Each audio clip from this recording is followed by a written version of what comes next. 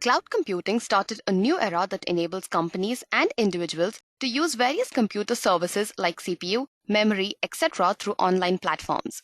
In today's market, there are various cloud service providers like AWS, Azure, Google Cloud, etc. who are in a constant competition with each other.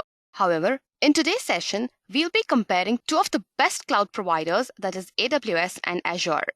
So if you are a cloud computing enthusiast and would like to know which one is the best, here is Vajiha from Edureka with a whole new session on AWS versus Azure.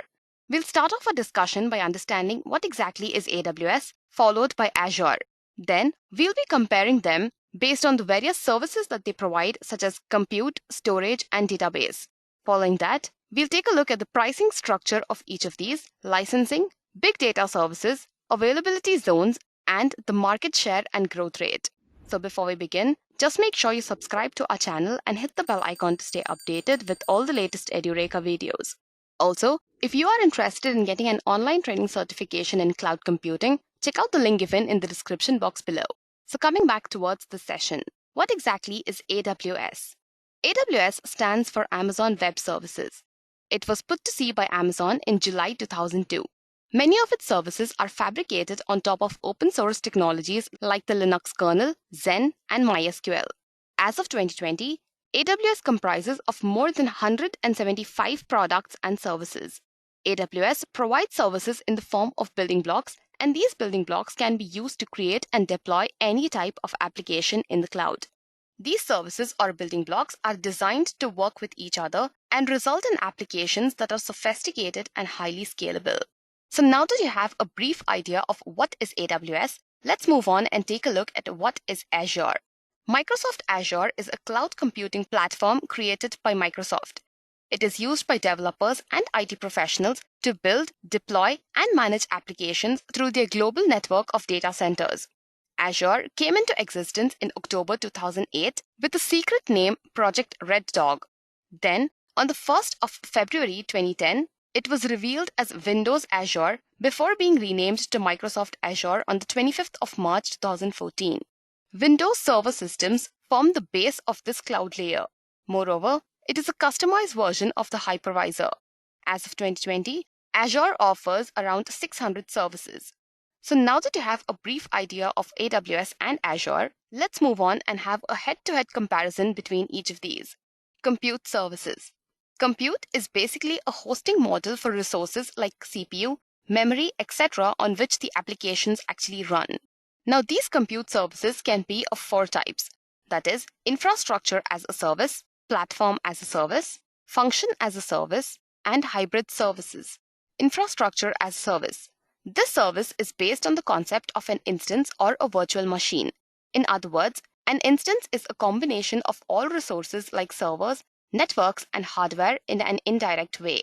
Subsequently, the virtual machine provided by AWS and Azure are tailored to suit different use cases. Let us discuss AWS EC2 instances and Azure virtual machines.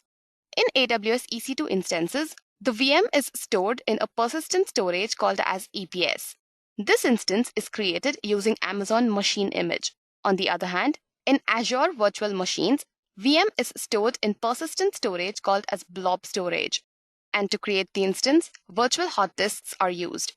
Platform as a service. This service provides operating systems, applications, and databases. For example, the AWS Elastic Beanstalk and Azure App Service. The AWS Elastic Beanstalk dashboard allows you to monitor the health of the entire application. However, you can only deploy web applications to it. On the other hand is Azure App Service. In Azure App Service, separate products like Azure Monitor are available to monitor the health of an application. You can deploy both mobile and web applications over here. Now moving on towards function as a service. This is basically serverless computing. In other words, the enterprise does not have to go through the difficulties of constructing and maintaining the platform. As a result, you can simply develop, execute, and manage application tasks while the service provider handles the server. As far as pricing is concerned, the amount of resources used by the application determines how much the user has to pay. In AWS, this service can be achieved through AWS Lambda. AWS Lambda supports various programming languages such as Java, Go, PowerShell, Python, C#, Ruby, etc. And it also provides a runtime API for others. Serverless compute in Azure can be achieved through Azure Functions. Just like AWS Lambda, Azure Functions also support various programming languages such as Java, C#, JavaScript, PowerShell, Python, etc. Now talking about a hybrid environment. Hybrid cloud architectures help companies merge the on-campus operations with the cloud. Now this in AWS can be achieved through AWS Outpost, and in Azure, you can do it through Azure Stack. AWS Outpost is relatively new and it is suitable for on-premise and public cloud. On the other hand, the Azure Stack is old and has many variants. It also supports private and third-party clouds. So now moving on towards the next comparison factor, that is the storage services. Storage, as the name suggests, is used to store data in the cloud with the ability to scale as and when required. This data can be stored anywhere. Both AWS and Azure provide a number of storage services. In AWS, storage services can be achieved through storage types such as the Simple Storage Service or S3 and AWS Glacier. In AWS S3, unstructured data such as media files, log files, etc. are available through server requests. AWS Glacier can be used for data archival and it is cheap as well. However, the retrieval time is relatively more. On the other hand, Azure provides Blob Storage and Azure Cool Blob Storage. Blob stands for Binary Language Object. It stores documents, multimedia files, or .exe files. You can privately access the data or share it publicly. Azure Cool Blob Storage is used for data archival and it's relatively costly, but the retrieval time is comparatively less. Database services. The database domain is used to provide reliable relational and non-relational database instances. For relational database, AWS provides RDS, whereas Azure provides SQL database. For NoSQL services, AWS supports DynamoDB and Azure supports Cosmos DB. So now moving on towards the pricing structure of these cloud platforms. Both AWS and Azure offer pay-as-you-go model. In AWS, the Windows Server virtual machine is comparatively costly. Virtual machines are charged per hour. The price of the Kinesis Analytics Processing Unit is 0.11 per hour. In Azure, Windows Server Virtual Machine is cheap due to the Azure Hybrid Benefit Plan and free security updates. Virtual machines are charged per second. The price of the Stream Analytics Processing Unit is 7.271 per hour. So now coming towards the licensing. A software license is a legal tool that allows people to use the software and redistribute it. In AWS, the license manager supervises software licenses and it is free of cost.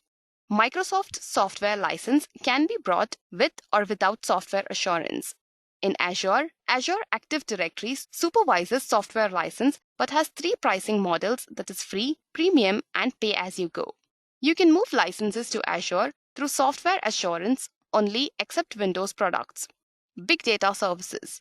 Now, big data is a term that is used for a collection of data sets that are large and complex, which is difficult to store and process using available data management tools or traditional data processing applications.